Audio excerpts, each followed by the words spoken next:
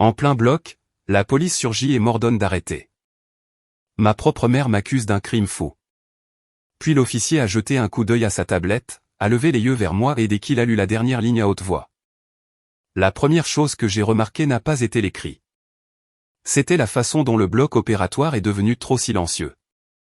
Comme si chaque machine, chaque respiration, chaque battement de cœur sur le moniteur avait soudainement un public. Je me tenais au-dessus de ma patiente, les mains à l'intérieur d'un abdomen ouvert, ganté et stable, concentré sur un saignement qui n'avait que faire du jour qu'il était ou de l'identité de mes parents. Les lumières du plafond étaient brutales, d'un blanc ardent. La succion bourdonnait. Le moniteur d'anesthésie gazouillait doucement à chaque battement stable. Puis les portes ont éclaté. Pas le balancement normal d'une infirmière circulante revenant avec des fournitures. C'était la force. C'était l'urgence. C'étaient des gens qui ne comprenaient pas ce que signifiait un champ stérile et qui s'en moquaient. 2 agents de police en uniforme sont entrés, suivis par la sécurité de l'hôpital. « Docteur », a dit l'un d'eux fort. « Arrêtez immédiatement. » Toute mon équipe s'est figée. Les mains de l'instrumentiste sont restées en l'air. Les yeux de l'interne se sont braqués sur les miens, écarquillés. L'anesthésiste n'a pas bougé, mais j'ai vu ses doigts se crisper sur le graphique comme s'il s'ancrait. Ma patiente était ouverte sur la table. Je ne pouvais pas simplement m'arrêter. J'ai gardé ma voix basse, contrôlée, et j'ai fait ce que les chirurgiens font lorsque le chaos essaie d'entrer dans la salle.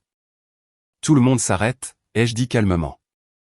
La succion reste activée. Personne ne touche au champ. Anesthésie, maintenez. Je ne laisserai pas cette patiente en danger. L'agent a fait un pas de plus. L'infirmière circulante s'est automatiquement interposée devant lui. Vous ne pouvez pas dépasser cette ligne. Elle a dit, c'est une zone stérile. L'agent ne l'a pas regardé. Il a levé un rapport imprimé dans une main et une tablette dans l'autre. Nous avons reçu un appel d'urgence, a-t-il dit. On nous a dit qu'il y avait une menace immédiate. Mes mains sont devenues froides. Pas par peur, mais par quelque chose de plus vif, la reconnaissance, car la façon dont il a dit on nous a dit n'était pas désinvolte. C'était le ton que les agents utilisent lorsqu'on leur a donné une histoire qui semble suffisamment sérieuse pour interrompre un hôpital. Quelle menace ? A demandé l'anesthésiste, la voix brève. Les yeux de l'agent se sont reportés sur le rapport. On nous a dit que la chirurgienne pratiquait avec de fausses accréditations, a-t-il dit. L'interne a émis un petit son, à moitié une inhalation, à moitié de l'incrédulité. Je n'ai pas bronché. Je n'ai pas élevé la voix. J'ai gardé mes mains stables là où elles étaient et j'ai posé la seule question qui importait. Qui a appelé ? Ai-je dit. L'agent a jeté un coup d'œil à la tablette et j'ai vu son expression passer de l'urgence professionnelle à quelque chose de plus prudent, comme s'il venait de marcher sur de la glace fine. Il a lu le nom de l'appelant une fois, puis il m'a regardé, avec prudence. Camille Dubois. A-t-il demandé. J'ai hoché la tête une fois. C'est moi. Ses yeux se sont baissés à nouveau. L'appelante est répertoriée comme Martine Dubois, ma mère.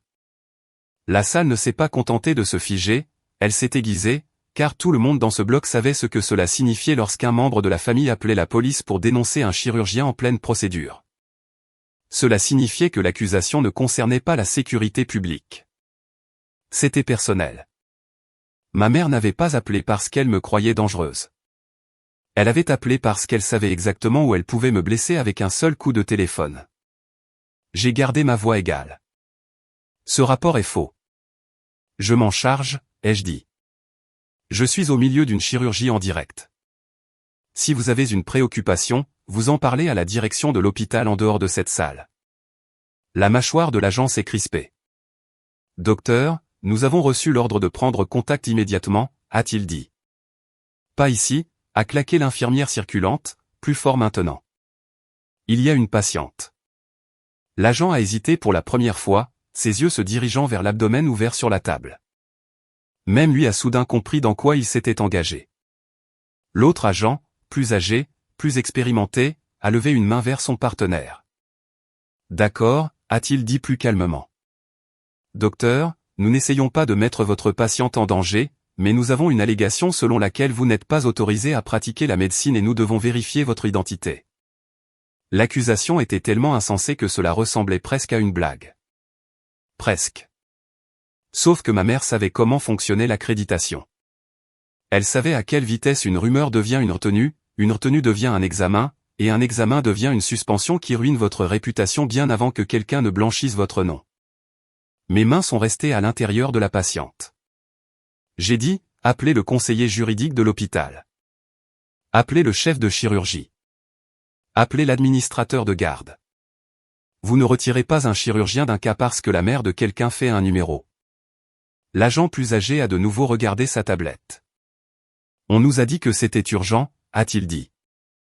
Alors traitez cela comme urgent sans tuer quelqu'un, a dit l'anesthésiste d'un ton neutre. J'ai pris une décision en une respiration. Je ne pouvais pas terminer le cas avec la police dans la salle. Je ne pouvais pas me concentrer avec mon équipe fixant les uniformes au lieu du champ, et je ne pouvais pas laisser une patiente ouverte. Alors j'ai fait la seule chose qui maintenait la patiente en sécurité et me gardait le contrôle du dossier. Sophie, docteur Fournier, ai-je dit à l'infirmière circulante. Appelez immédiatement le titulaire de réserve. Dites-lui de venir au bloc 2. L'infirmière a hoché la tête et a agi rapidement. Infirmière responsable, ai-je dit, toujours calme. Documentez l'heure exacte à laquelle ces agents sont entrés dans la salle et les noms sur leur badge. Documentez également que la patiente était ouverte. Ses yeux se sont braqués sur moi. Puis elle a hoché la tête fermement. C'est déjà fait, a-t-elle dit. J'ai regardé l'agent plus âgé. Vous voulez me vérifier? Ai-je demandé. Très bien, mais vous le ferez lorsque ma patiente sera fermée et stable. Il a hésité. Puis l'agent plus jeune a soulevé le rapport imprimé et a dit, « Docteur, le rapport indique que vous avez utilisé le numéro de licence de quelqu'un d'autre. » Cette phrase a eu un impact différent, car ce n'était pas juste « elle est instable ».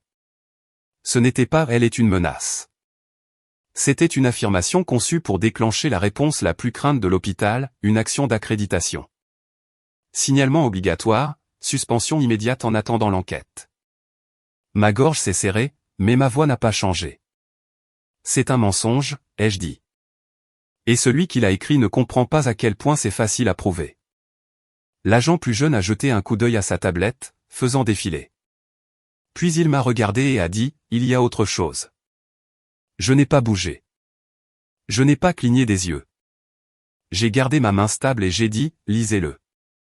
Il a dégluti, puis a lu la dernière ligne à voix haute. Dès qu'elle sera confrontée, a-t-il lu, la plante déclare que le docteur Camille Dubois tentera de fuir l'hôpital parce que sa licence médicale a été révoquée et qu'elle a été avertie de ne pas opérer. L'interne est devenu rigide. Les yeux de l'anesthésiste se sont plissés comme des couteaux, et le visage de l'agent plus âgé a complètement changé, car cette dernière ligne n'était pas seulement une allégation. C'était une directive. C'était le genre de phrase qui vous fait traiter comme un criminel avant même de sortir de la salle. Puis l'agent a levé les yeux de la tablette et a dit doucement, « Docteur, ce rapport inclut un numéro de dossier de l'ordre national. » Un numéro de dossier de l'ordre national. C'était la partie que ma mère comprenait mieux que la plupart des gens, car on peut survivre à un membre de la famille en colère. On ne survit pas à un murmure qui se transforme en retenue d'accréditation. Mes mains sont restées stables à l'intérieur de ma patiente pendant que mon cerveau analysait ce que cette phrase était conçue pour faire. Paniquer l'hôpital. Faire en sorte que la police me traite comme si j'étais sur le point de m'enfuir. Faire douter ma propre équipe pendant une seconde fatale. Sophie, docteur Fournier à nouveau, ai-je dit calmement. Et Sophie, le cadre de permanence. Maintenant. L'infirmière circulante a hoché la tête et a agi rapidement, documentant déjà. L'infirmière responsable avait son téléphone à la main, tapant, capturant les numéros de badge, les heures, chaque mot que l'agent disait, car la seule chose plus forte qu'une accusation est une chronologie.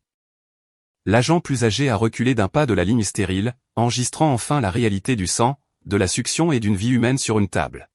« Docteur » a-t-il dit plus doucement. « Nous devons faire un suivi. S'il y a un dossier de l'ordre, alors faites le suivi en dehors de mon bloc, a claqué l'anesthésiste. Vous ne pouvez pas arrêter un chirurgien avec une patiente ouverte. Je n'arrête personne, a dit l'agent. Mais ses yeux se sont reportés sur les moniteurs comme s'il voulait sortir de la salle. Je ne lui ai pas donné d'ordre, je lui ai donné une procédure. Tenez-vous en attente dans le couloir, ai-je dit. Vous pourrez vérifier tout ce dont vous avez besoin avec la direction dans 5 minutes lorsque ma patiente sera fermée et stable. L'agent plus jeune a de nouveau regardé sa tablette, faisant défiler comme s'il cherchait quelque chose qui justifierait ce qu'ils avaient fait. Il n'y a pas de pièce jointe, a-t-il murmuré, presque pour lui-même. Juste le récit. C'était ma mère aussi. Elle n'apportait jamais de preuves. Elle apportait la panique.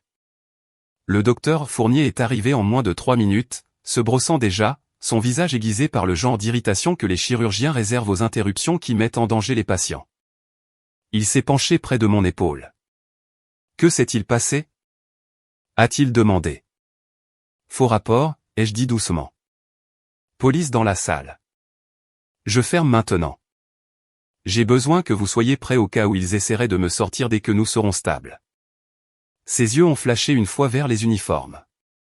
Il n'a pas gaspillé de mots. Terminé. Il a dit, je suis là.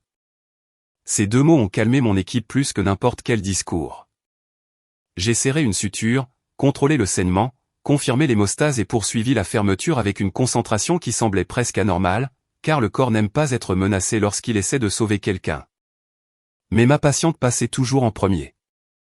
Lorsque la dernière couche a été sécurisée et que les champs stériles descendaient, je me suis éloigné de la table, j'ai retiré mes gants et j'ai parlé clairement. Temps mort, ai-je dit. Patiente fermée. Stable. Anesthésie, confirmée. Stable, a répondu l'anesthésiste. Ce n'est qu'alors que je me suis tourné vers l'infirmière circulante. Ouvrez la porte, ai-je dit. Mais personne ne franchit la ligne. Elle l'a entr'ouverte. L'agent plus âgé est resté dans le couloir, exactement là où il aurait dû être depuis le début. Et la sécurité de l'hôpital se tenait entre lui et la salle comme un rappel physique que ce n'était pas sa scène à contrôler. Je sors, ai-je dit au docteur Fournier. Vous avez la salle. Il a hoché la tête une fois. Allez-y, a-t-il dit. Je finirai le pansement et les ordonnances. J'ai marché dans le couloir sous stérile, toujours en tenue de bloc, les cheveux attachés, le masque baissé autour de mon cou, mon cœur stable uniquement parce que je refusais de le laisser s'emballer devant des témoins. L'agent plus jeune a immédiatement soulevé sa tablette comme si c'était une preuve. Docteur Dubois, a-t-il dit, nous devons confirmer votre identité et vérifier le statut de votre licence. Très bien, ai-je dit. Vous le ferez avec l'hôpital, pas en lisant l'histoire de ma mère à voix haute comme si c'était un fait. Sa mâchoire s'est serrée au mot amer. L'agent plus âgé est intervenu, la voix plus calme. Nous avons le devoir de répondre, a-t-il dit. La plante a signalé que vous opériez après révocation et que vous essaieriez de fuir. Je l'ai regardé. Où exactement fuirais-je? Ai-je demandé. Je suis dans un bloc opératoire, dans une suite chirurgicale verrouillée, portant des sabots. Un éclair d'embarras a traversé son visage.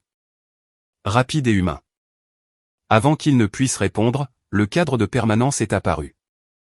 Badge, tablette, ton bref.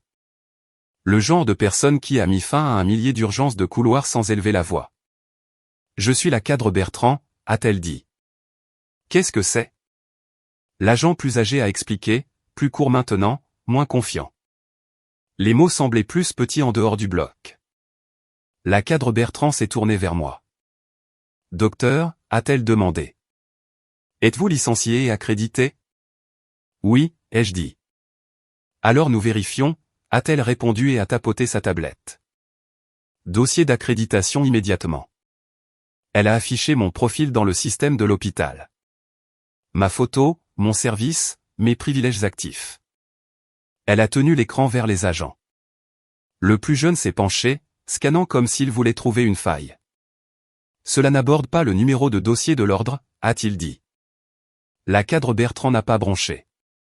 Cela le fait, a-t-elle répondu. S'il y avait une révocation active, notre système afficherait une retenue. Ce n'est pas le cas. J'ai regardé l'attention de l'agent plus âgé se déplacer. Il ne cherchait plus le drame. Il cherchait des preuves, car les preuves sont ce qui protège les policiers des poursuites. Montrez-moi à nouveau le numéro de dossier de l'ordre, a-t-il dit à son partenaire. L'agent plus jeune a fait défiler et a tourné légèrement la tablette. Je l'ai vu, un identifiant. Le genre de choses qui a l'air officiel parce qu'il y a des lettres et des chiffres assemblés. La cadre Bertrand a froncé les sourcils. Ce n'est pas un format que je reconnais, a-t-elle dit doucement. Le docteur Fournier est entré dans le couloir, portant toujours des gants stériles parce qu'il était sorti en cours de tâche pour protéger la salle. Avons-nous fini? A-t-il demandé, la voix neutre. L'agent plus âgé a levé la main. Presque, a-t-il dit. Puis il m'a regardé. Docteur, consentez-vous à ce que nous vérifiions votre licence via la base de données de l'Ordre national tout de suite? Oui, ai-je dit immédiatement. S'il vous plaît, car je savais ce qu'ils allaient trouver. Rien. La cadre Bertrand a ouvert le site de l'Ordre national sur sa tablette. Elle a tapé mon nom avec une précision lente comme si elle comprenait qu'une faute d'orthographe pouvait devenir une autre arme. La page s'est chargée. Le statut de ma licence est apparu en texte clair, actif. Aucune mesure disciplinaire, aucune révocation, aucune suspension d'urgence. Les épaules de l'agent plus jeune sont tombées d'une fraction comme si l'air l'avait quitté. L'agent plus âgé a fixé l'écran, puis a regardé son partenaire. Transmettez le numéro de dossier à la centrale, a-t-il dit. L'agent plus jeune s'est éloigné et a parlé dans sa radio doucement. Pendant qu'il faisait cela, mon téléphone a vibré dans ma poche. Une notification par courriel, puis une autre. La cadre Bertrand a vu mes yeux se baisser et a dit « Qu'est-ce que c'est ?» Je n'ai pas répondu avant d'avoir lu la ligne d'objet, car je ne faisais pas confiance à ma propre mère pour ne pas avoir 3 coups d'avance. Retenue administrative urgente sur les privilèges de médecin. Ma gorge s'est serrée, mais ma voix est restée égale. C'est l'accréditation, ai-je dit. Ils viennent de placer une retenue. La tête du docteur Fournier s'est tournée vers moi. Sur quelle base? A-t-il exigé. J'ai ouvert le courriel. Il était court, froid et soigneusement rédigé. En raison d'un rapport reçu alléguant des accréditations frauduleuses, votre accès clinique a été temporairement suspendu en attendant l'examen. Rendez-vous immédiatement au bureau du personnel médical. Le visage de la cadre Bertrand a changé. Qui a initié cela? A-t-elle demandé. Avant que je puisse répondre, l'agent plus jeune est revenu de son appel radio, l'air pâle. Il a jeté un coup d'œil à l'agent plus âgé et a dit doucement, la centrale ne peut pas faire correspondre le numéro de dossier à elle. Il appartient à une personne différente dans un département différent. La bouche de l'agent plus âgé s'est serrée. Il a regardé du site de l'ordre, actif, à mon courriel, retenu, puis au rapport qui nommait ma mère comme la plante. Et pour la première fois, il n'avait pas l'air de quelqu'un répondant à une urgence. Il avait l'air de quelqu'un réalisant qu'il avait été utilisé pour en fabriquer une. La cadre Bertrand s'est tournée vers la sécurité de l'hôpital. Verrouillez tout accès, a-t-elle dit. Personne n'entre sur la base de Ouidir. Le docteur Fournier poursuit le cas. Le docteur Dubois va au personnel médical avec moi. Puis elle a regardé les agents. Vous êtes les bienvenus pour parler à notre conseiller juridique, a-t-elle dit, la voix nette. Mais vous n'interférerez plus avec les soins aux patients. L'agent plus âgé a hoché la tête une fois, une excuse contrôlée sans mots. Je ne me suis pas senti soulagé, car ma mère n'avait pas seulement envoyé la police dans mon bloc opératoire. Elle avait déclenché la seule chose qui pouvait me nuire. Même si je prouvais tout, une retenue interne, un dossier d'hôpital, et si mon badge cessait de fonctionner avant d'atteindre le personnel médical, cela signifierait que ma mère n'en avait pas fini. Elle passait à la vitesse supérieure. Mon badge n'a pas fonctionné à l'entrée des employés. Je l'ai tenu contre le lecteur et j'ai entendu le bip d'erreur doux. Un court bip qui semblait inoffensif jusqu'à ce que vous réalisiez ce que cela signifie dans un hôpital. Accès refusé. Un agent de sécurité au bureau a levé les yeux, déjà prudent. Il n'était pas hostile. Il faisait ce que la politique lui avait appris à faire lorsque l'accès d'un clinicien changeait soudainement. Docteur, a-t-il demandé. Je suis sous retenue administrative, ai-je dit d'un ton égal.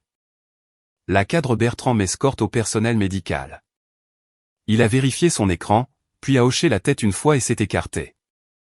Par ici, a-t-il dit. Ce n'était pas dramatique, mais c'était humiliant d'une manière très précise. Être escorté à travers des couloirs que vous avez parcourus 1000 fois comme si vous pouviez voler quelque chose. La cadre Bertrand ne l'a pas adouci par pitié. Elle a gardé cela procédural, ce qui était exactement ce dont j'avais besoin. Restez calme, a-t-elle dit doucement pendant que nous avancions.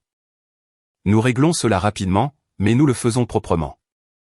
Je suis calme, ai-je répondu. Mon téléphone a vibré à nouveau. Un autre courriel, rapport d'incident ouvert pour perturbation. Puis une autre, demande de déclaration de gestion des risques requises. Mes mains sont restées stables. Mon estomac ne l'a pas fait, car je savais ce que ma mère essayait de faire. Pas seulement m'embarrasser, mais contaminer le dossier. Si mon nom était associé à une intervention policière dans un bloc, peu importait à quel point c'était faux.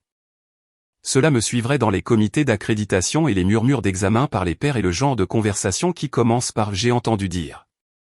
Le personnel médical était au 3e étage derrière une porte qui avait toujours l'air calme de l'extérieur.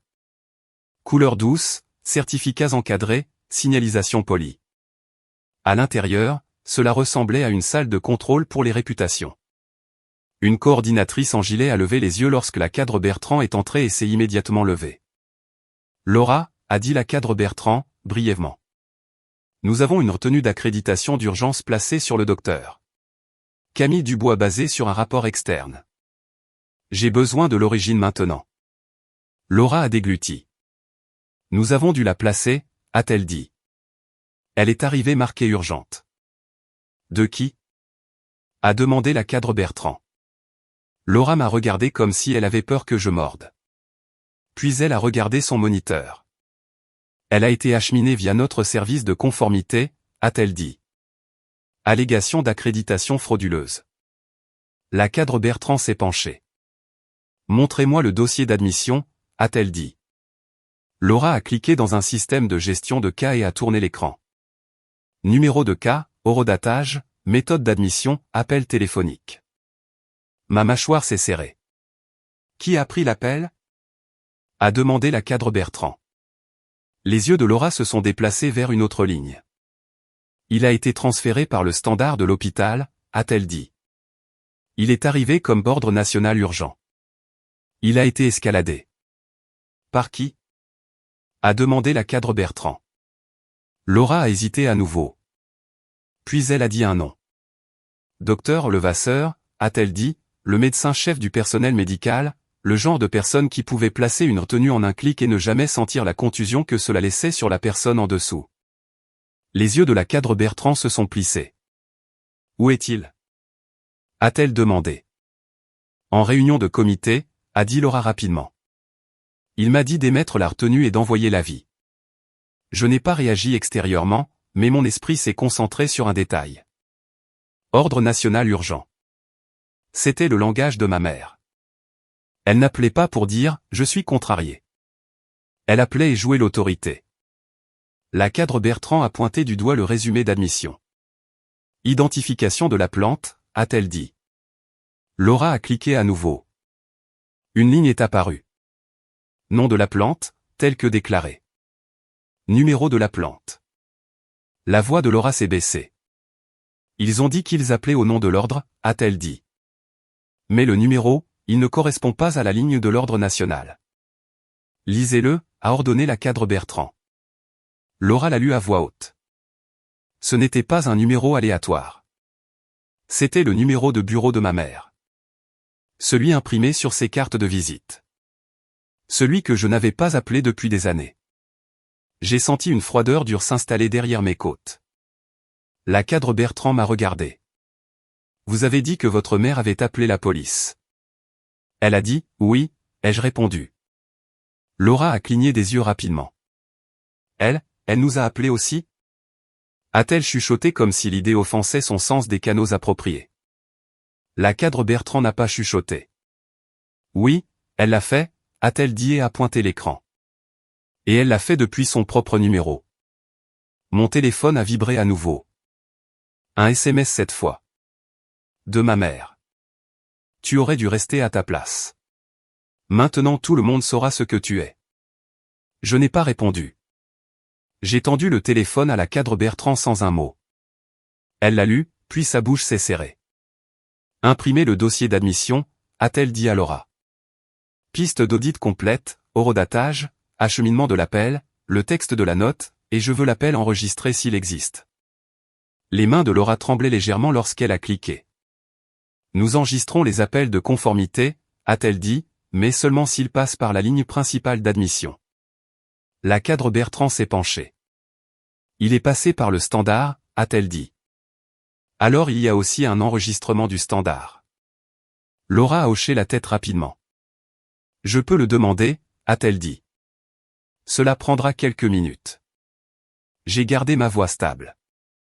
Pendant que nous attendons, ai-je dit, j'ai besoin d'une confirmation écrite que la recherche de l'ordre national montre ma licence active et que le numéro de dossier dans le rapport de police n'est pas le mien. La cadre Bertrand n'a même pas cligné des yeux. Faites-le, a-t-elle dit. Laura a affiché le site de l'ordre à nouveau, a imprimé la page de statut de la licence et l'a agrafée à l'impression d'admission. Actif, propre, aucune action. Puis elle a ouvert un courriel de vérification de la centrale qui était arrivé quelques instants plus tôt. Transmis par la sécurité de l'hôpital après que l'agent l'ait transmis par radio. Le numéro de dossier ne correspond pas au docteur. Camille Dubois. Département différent, personne différente. C'était le genre de preuve qui se moque de qui est votre père. La cadre Bertrand a pris les papiers, les a scannés et a dit, s'être tenu élevé. Laura a dégluti. Seul le docteur Levasseur peut la retirer, a-t-elle dit doucement. C'est lui qui l'a placée. Les yeux de la cadre Bertrand sont devenus neutres. Alors nous allons le chercher, a-t-elle répondu. Elle est sortie dans le couloir, a passé un appel et est revenue avec le genre de fureur silencieuse qui n'élève pas le volume, mais change les résultats. Il arrive, a-t-elle dit. Mon téléphone a vibré à nouveau. Cette fois, c'était une alerte du système hospitalier. Accès clinique suspendu. Avec effet immédiat. Comme si le premier courriel n'avait pas suffi. Il voulait s'assurer que chaque porte savait que j'avais été marqué. Je n'ai pas laissé mon visage changer. J'ai juste demandé, qu'en est-il de ma patiente? Le ton de la cadre Bertrand s'est adouci d'un demi-degré. Le docteur Fournier termine, a-t-elle dit. Le leadership s'en occupe. Laura est revenue avec une nouvelle impression. Le standard a envoyé le fichier d'appel, a-t-elle dit, la voix serrée. Il est attaché au dossier. Il y avait une icône audio sur son écran. La cadre Bertrand a pointé. Jouez-le, a-t-elle dit. Laura a cliqué, statique pendant une seconde. Puis un enregistrement de salutation. Puis la voix d'une femme a traversé les haut-parleurs. Contrôlé, émotionnel aux bons endroits. Le genre de ton qui obtient une attention immédiate. J'ai besoin de signaler un danger urgent. Ma mère a dit, ceci concerne le docteur Camille Dubois. Elle opère en ce moment avec de fausses accréditations. Vous devez l'arrêter avant qu'elle ne blesse quelqu'un. Ma gorge est devenue froide, mais je n'ai pas bronché. L'enregistrement a continué. Une voix du personnel a demandé, Madame, quelle est votre relation avec le docteur Dubois? Et ma mère a répondu sans hésitation, chaude comme du poison. Je suis sa mère. Puis elle a ajouté quelque chose qui a fait tourner brusquement la tête de la cadre Bertrand vers l'écran. J'ai déjà contacté la police, a dit ma mère. Mais vous devez placer une retenue immédiate. Elle essaiera de fuir dès qu'elle sera confrontée parce que le docteur Levasseur sait ce qui s'est passé la dernière fois. La salle est devenue silencieuse. Le visage de Laura est devenu pâle. Les yeux de la cadre Bertrand se sont plissés, car ma mère n'avait pas seulement dit un nom. Elle avait dit comment obtenir une action. Comme si elle avait déjà fait cela. Et avant que je puisse parler, Laura a chuchoté presque pour elle-même. Comment connaît-elle le docteur Levasseur? Comment connaît-elle le docteur Levasseur? A chuchoté Laura, fixant toujours l'écran comme s'il l'avait trahi. La cadre Bertrand n'a pas répondu par des spéculations. Elle a répondu par des mouvements. Mettez en pause, a-t-elle dit. Ne fermez pas ce fichier. Imprimez la demande de transcription audio et les métadonnées de l'appel. Je veux le chemin d'acheminement, l'extension exacte qu'il a transférée, et l'heure exacte à laquelle le docteur Levasseur a autorisé la retenue. Les doigts de Laura ont bougé rapidement, tremblants. Maintenant, l'imprimante a redémarré. Je me tenais là en tenue de bloc, tenant mon téléphone lâchement, écoutant le silence après que la voix de ma mère ait coupé. Le pire n'était pas d'entendre son mensonge. Le pire était d'entendre à quel point elle semblait confiante en le faisant. Le docteur Levasseur est arrivé 3 minutes plus tard. Il est entré comme si c'était son bâtiment et que nous étions des inconvénients. Grand, cheveux argentés, manteau ajusté sur un costume, le genre de médecin qui ne se fait pas interrompre souvent et qui déteste quand ça arrive. « Qu'est-ce qui se passe ?» a-t-il demandé, ne me regardant pas d'abord. Il a regardé la cadre Bertrand, puis Laura, comme s'il évaluait quel membre du personnel lui avait manqué. La cadre Bertrand n'a pas bronché. Elle a tourné sa tablette vers lui et a dit « Vous avez placé une retenue d'urgence sur le docteur Dubois basée sur une appelante qui s'est identifiée comme Martine Dubois. » Les yeux du docteur Levasseur se sont portés sur moi pour la première fois, froid et vif. « Un rapport est arrivé marqué urgent, » a-t-il dit. J'ai agi dans l'intérêt de la sécurité des patients. Vous avez envoyé la police dans un bloc opératoire, a dit la cadre Bertrand. Avec une patiente ouverte. La bouche du docteur Levasseur s'est serrée. Je n'ai pas envoyé la police dans un bloc opératoire, a-t-il répondu. La police a choisi sa réponse. L'agent plus âgé est intervenu dans l'embrasure de la porte à ce moment-là, comme s'il était convoqué par le mot police. Il n'est pas entré agressivement. Il est entré de manière contrôlée, professionnelle. Docteur, a-t-il dit au docteur Levasseur, on nous a dit qu'il y avait une menace d'urgence. On nous a également dit que la chirurgienne s'enfuirait. C'était dans le récit. Le regard du docteur Levasseur s'est aiguisé. Et avez-vous vérifié quoi que ce soit avant d'entrer dans un bloc ? A-t-il demandé. L'agent a tenu bon. Nous avons vérifié avec le rapport que nous avons reçu, a-t-il dit, et maintenant nous vérifions qu'il était faux. Ce mot est resté en l'air. Faux. Le docteur Levasseur s'est tourné vers la cadre Bertrand. Mon travail n'est pas de plaider des conflits familiaux, a-t-il dit. Mon travail est de protéger les patients. Le ton de la cadre Bertrand est resté égal. Alors protégez celle-ci, a-t-elle dit et a tapoté la page de statut de la licence. Sa licence est active. Le numéro de dossier de l'ordre n'est pas le sien. L'appel provenait du numéro de bureau de sa mère. Vous avez quand même émis une retenue. La mâchoire du docteur Levasseur a travaillé.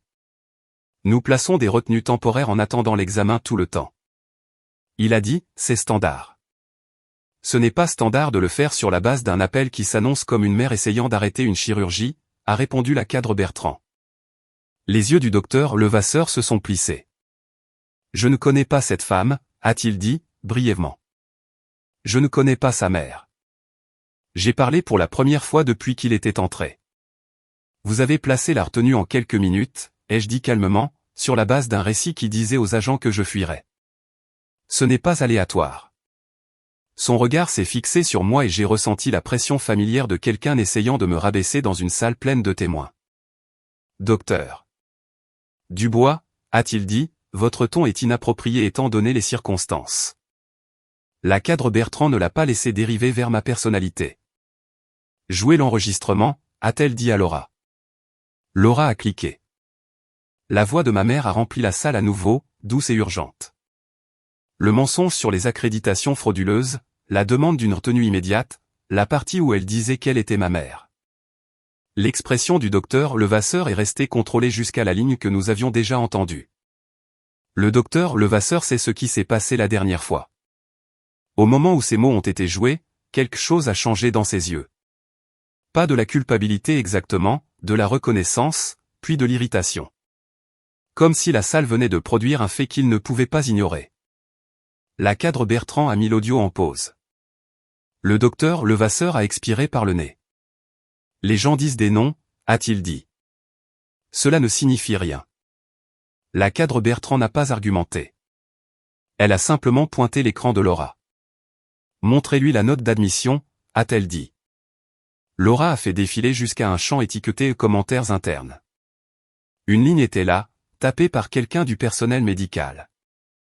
Selon le docteur Levasseur, placez la retenue immédiatement. L'appelante est crédible. Traitée comme une escalade de l'ordre. La voix de Laura a tremblé. Ceci est votre note, lui a-t-elle dit. Elle est sous vos accréditations. Le visage du docteur Levasseur est devenu immobile. Parce qu'un appel est arrivé marqué urgent, a-t-il dit. Parce que si c'était réel et que nous l'ignorions, l'hôpital est exposé. L'agent plus âgé a fait un pas en avant. Pas agressif, juste présent. Docteur, a-t-il dit, nous avons vérifié le numéro de dossier de l'ordre. Il appartient à une personne différente, département différent. Nous l'avons confirmé. Nous avons également un appel enregistré de la plante s'identifiant comme la mère de la chirurgienne. Si vous voulez la sécurité des patients, la chose la plus sûre maintenant est de corriger le dossier immédiatement. Le docteur Levasseur a regardé de l'agent à la cadre Bertrand, puis à moi. Vous avez des ennemis, a-t-il dit doucement. Assez pour ressembler à un conseil. C'est ce qui arrive lorsque les gens sont menacés par le succès. J'ai failli rire. Presque, parce que ce n'était pas des ennemis, c'était la famille. La voix de la cadre Bertrand s'est durcie d'un degré. Docteur Levasseur, a-t-elle dit, j'ai besoin que vous leviez la retenue. Ses lèvres se sont pressées. Pas avant d'avoir parlé avec la gestion des risques, a-t-il dit, comme si la retenue n'était pas déjà un risque. Comme s'il n'avait pas déjà regardé la preuve s'accumuler sur le bureau devant lui. Le téléphone de Laura a sonné. Puis elle a répondu, écoutez pendant 2 secondes, et son visage s'est vidé. C'est le standard, a-t-elle dit. Ils disent que le bureau du docteur Levasseur les a appelés hier soir. La tête du docteur Levasseur s'est tournée vers elle. Quoi? A-t-il exigé. Laura a dégluti.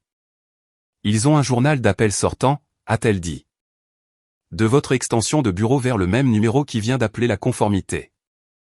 Le numéro de ma mère. La cadre Bertrand n'a pas bronché. Imprimez-le, a-t-elle dit. Les mains de Laura ont bougé à nouveau, et j'ai regardé l'imprimante cracher une seule page qui semblait plus lourde que toutes les autres. Journal d'appel sortant, horodatage, extension, numéro composé. C'était tard hier soir, après les heures du dîner de Noël dans une autre vie, dans une autre histoire. Mais dans celle-ci, cela signifiait quelque chose de simple et de dévastateur. Ma mère n'avait pas juste dit son nom pour paraître crédible. Il l'avait appelé. Le visage du docteur Levasseur a rougi, puis s'est refroidi en quelque chose de plus dur. Cela ne prouve rien, a-t-il dit. Le ton de l'agent plus âgé est resté professionnel. Cela prouve un contact, a-t-il dit.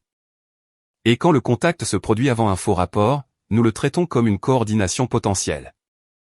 Les yeux du docteur Levasseur se sont reportés sur moi, vifs. M'accusez-vous de coordination avec votre mère? A-t-il demandé. J'ai gardé ma voix stable.